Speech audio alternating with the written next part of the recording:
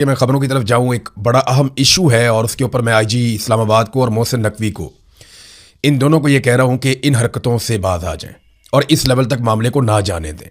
हो सकता है इन दोनों के नॉलेज में हो सकता है कि इन दोनों के नॉलेज में इस तरीके से बात ना हो, लेकिन जो चीज़ मैं आपको बताने वाला हूँ, मुझे आज़ाद कश्मीर के लोगों ने राब्ते किए। एक इस्लामाबाद के जर्नलिस्ट हैं, उनसे भी मैंने कन्फर्म किया।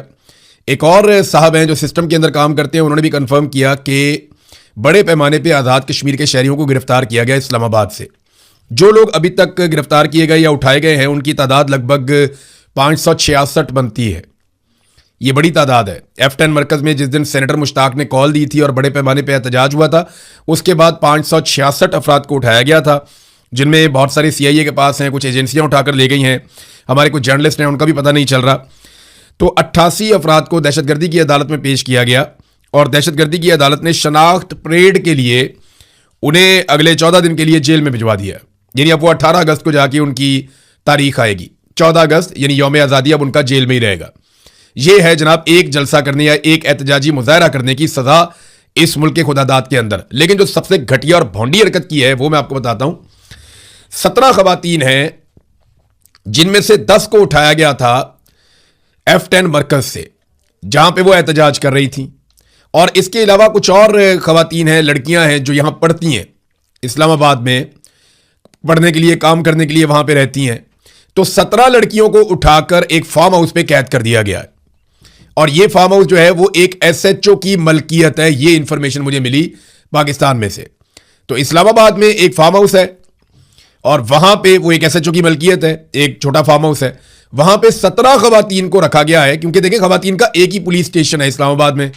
अगर वहां पे रखेंगे तो वो बैलफ पड़ेगा, जब बैलफ पड़ेगा तो खवातीन को आज़ाद करवा लिया जाएगा।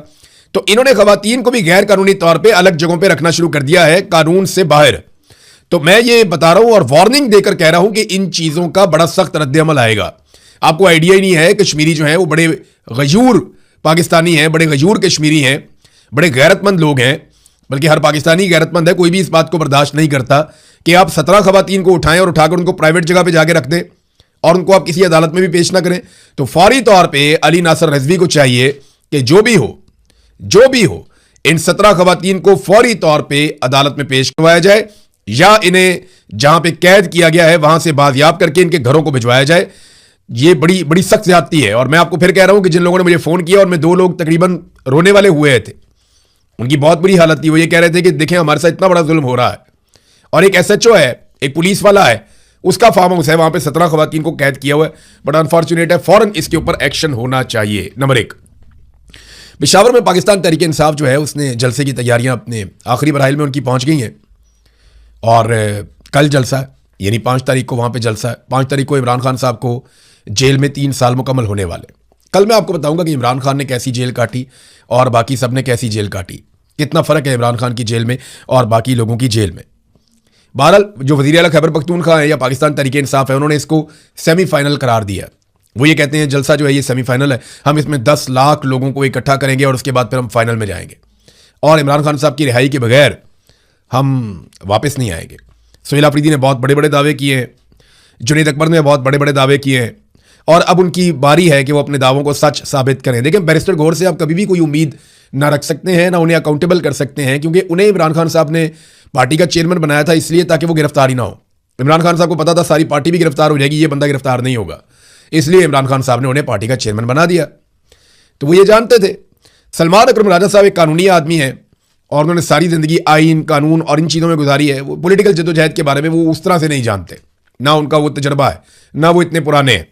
तो असल जो मलबा पड़ेगा वो पॉलिटिकल लोगों के ऊपर पड़ेगा, जो इस वक्त असेंबलियों में भी बैठे हुए हैं, सेनेट में भी बैठे हुए हैं और जिनको इमरान खान साहब ने बड़े ओहदे दिए हुए हैं खैबर पख्तूनख्वा में, खासतौर पर जहाँ पे उनकी हुकूमत है। तो अब 10 लाख आदमी इकट्ठा होता है या नहीं होता कल के दिन में, ये पता चल जाता है। जिस तरह अलीमा खानम के लिए लोग निकले हैं, उससे देख के तो लगता है कि बहुत बड़ा एक इज्तिमा हो जाएगा और बहुत बड़ा एक जलसा हो जाएगा।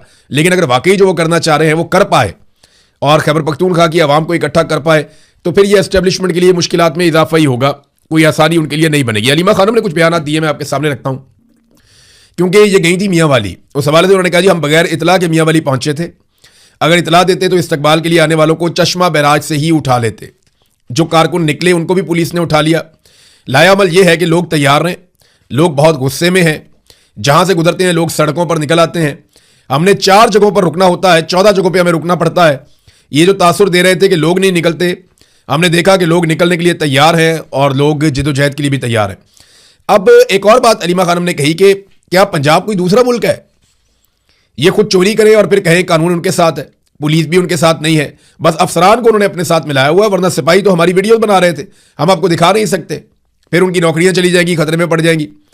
जिस तरह आप मीडिया को नौकरी का खतरा होता है, इसी तरह पुलिस वालों को भी नौकरी का खतरा होता है।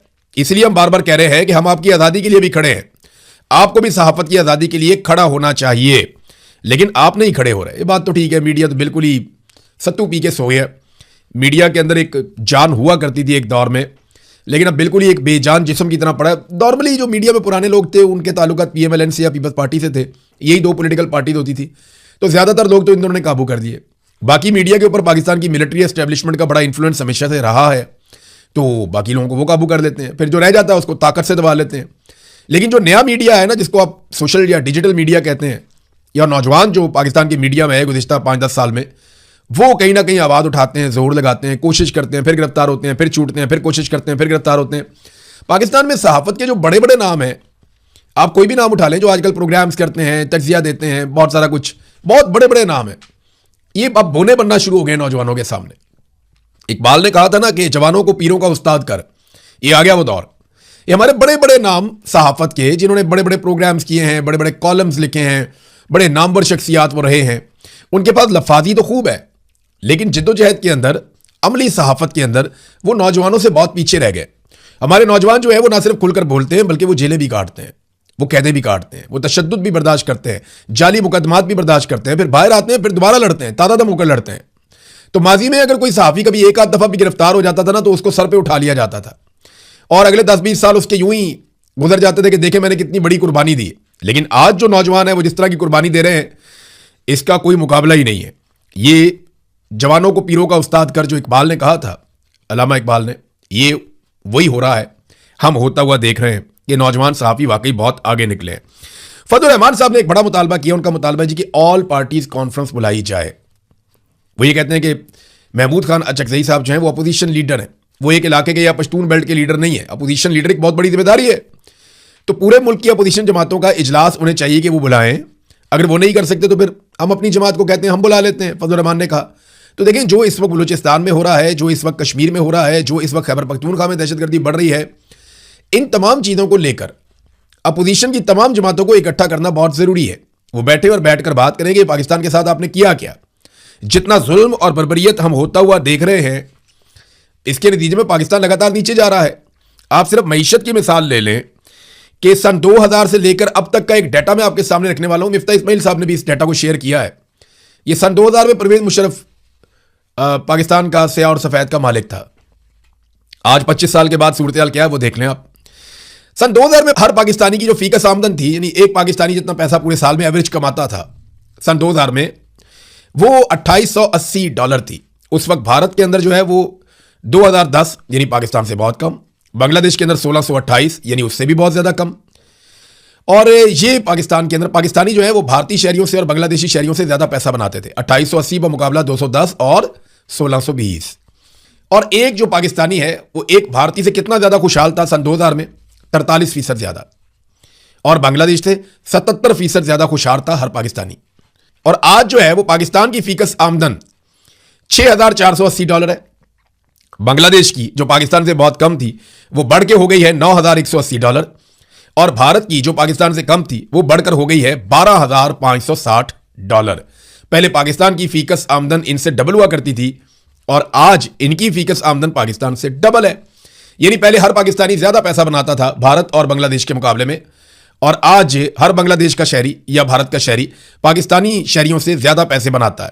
और खुशहाली वाले इंडेक्स में अगर आप देखें तो पहले पाकिस्तानी बांग्लादेशियों से जो है वो 77% और भारतीयों से 43% ज्यादा खुशहाल थे, और आज जो हर भारतीय है वो पाकिस्तानी से 94% ज्यादा खुशहाल है, जबकि हर बांग्लादेशी जो है वो पाकिस्तानी से 42% ज्यादा खुशहाल है। 26 साल के अंदर हमने ये गंद मारा पाकिस्तान में, ये किया पाकिस्तान के साथ। इसमें जनाब हुकूमतें आई हैं, एक तो परवेज मुशर्रफ की हुकूमत थी, फिर नवाज शरीफ की एक पंजाब में हुकूमत आ गई और पीपल्स पार्टी को 5 साल मिले, फिर नून लीग को 5 साल मिले, फिर पीटीआई को 3 साल मिले, और उसके बाद से लेकर अब तक 5 साल से दोबारा नून लीग विराजमान है।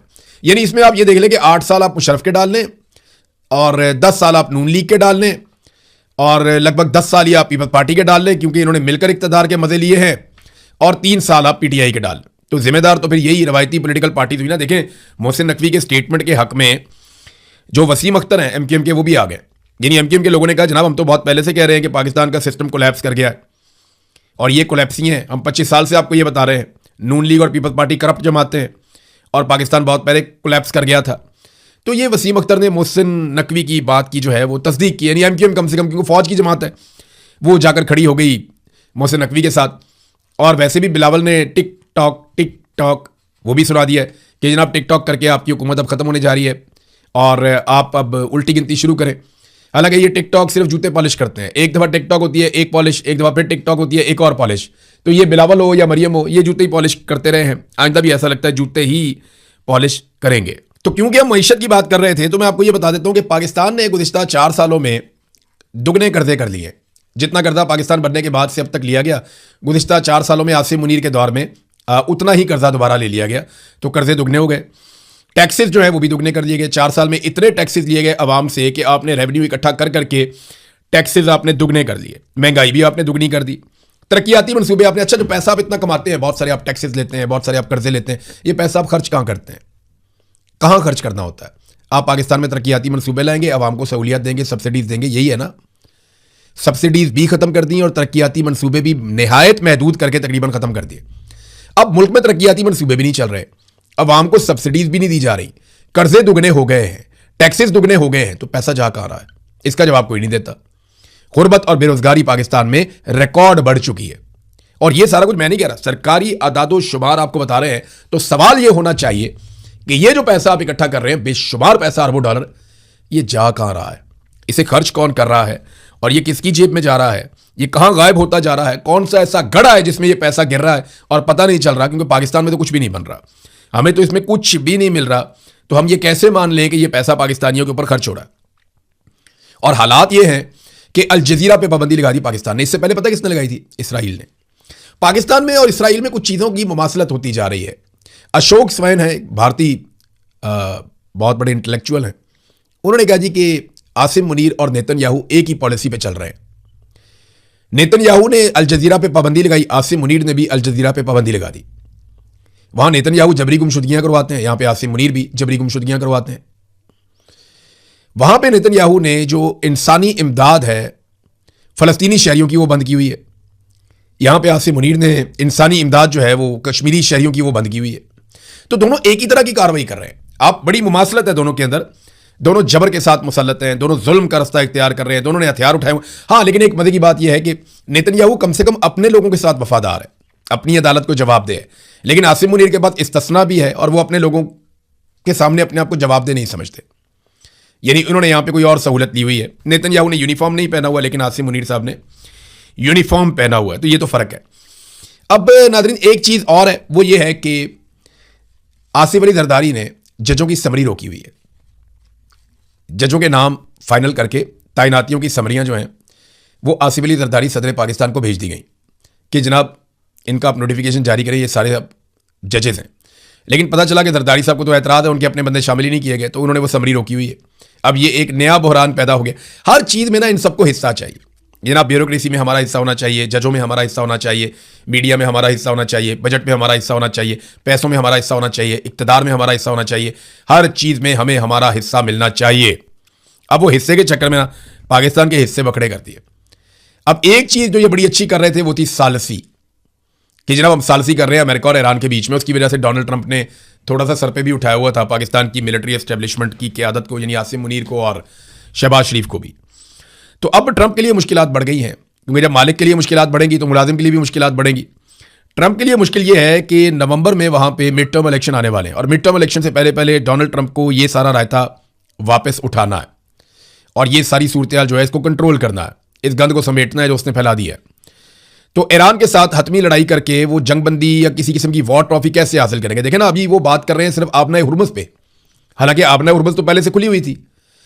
जो ईरान के साथ बातचीत करनी थी या लड़ाई करनी थी, वो करनी थी एटॉमिक एसेट्स के बारे में, जो एटमी मुआहदे में बात होनी थी वो आपने हुर्मुज़ के मुआहदे तक पहुंच गई है, जो पहले तो खुला हुआ था। लेकिन ईरान को समझ आ गई कि वो इसको एक स्ट्रेटेजिक एसेट के तौर पे कंट्रोल रख सकता है, कि जब भी दुनिया उस पर अटैक करेगी वो इसको जगह को इस्तेमाल करेगा अपने मफाद के लिए और दुनिया को यहां पे तंग करेगा। तो ईरान की हिकमत अमली काम कर गई और वो उसके ऊपर बैठ गया आके। अब वो कहते जी उस पर हमने मुआहदा करना है। तो डोनाल्ड ट्रंप को ऐसा क्या मिलेगा कि वो पॉलिटिकली थोड़ा सा वापस रिवाइव हो जाए? मुझे कुछ नहीं लगता ऐसा, क्योंकि ओबामा को तो उसामा दे दिया था ना पाकिस्तान ने। जब ओबामा को इलेक्शन में मुश्किलात पेश आ रही थी और मकबूलियत कम हुई थी, तो पाकिस्तान ने ओबामा को उसामा दे दिया था मई 2011 में। तो उससे ओबामा को बहुत फायदा पहुंचा था, पॉलिटिकली बहुत फायदा पहुंचा था।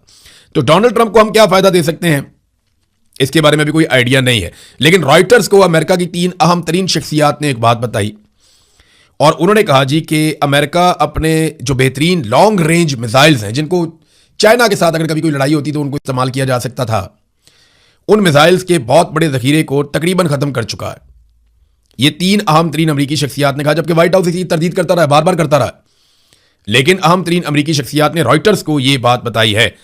तो डोनाल्ड ट्रंप ने आज मंगल वाले दिन तक का आखिरी एक मौका दिया है ईरान को, और उसका उन्होंने ऐलान किया है कि जनाब ईरान हर हाल में अब हथियार डाले और हमारे साथ वो मुआहदा करे जो हम चाहते हैं। लेकिन दूसरी तरफ अमेरिका के अंदर तजियाकार ये कह रहे हैं कि अगर ईरान, यमन, इराक के अंदर जो सपोर्टर हैं ईरान के, वो भी और हिजबुल्लाह, ये मिलकर रिटेलिएट करते हैं तो अमेरिका के लिए बहुत बड़ी शर्मिंदगी हो जाएगी। और ये एक ऐसी लड़ाई है जिसमें अमेरिका यकतरफा तौर पे फतह का ऐलान नहीं कर सकता। बड़ी प्रॉब्लम है डोनाल्ड ट्रंप के लिए। तो अब तक के लिए इतने, अपना ख्याल रखिएगा, अपने इस चैनल का भी। अल्लाह हाफ़िज़।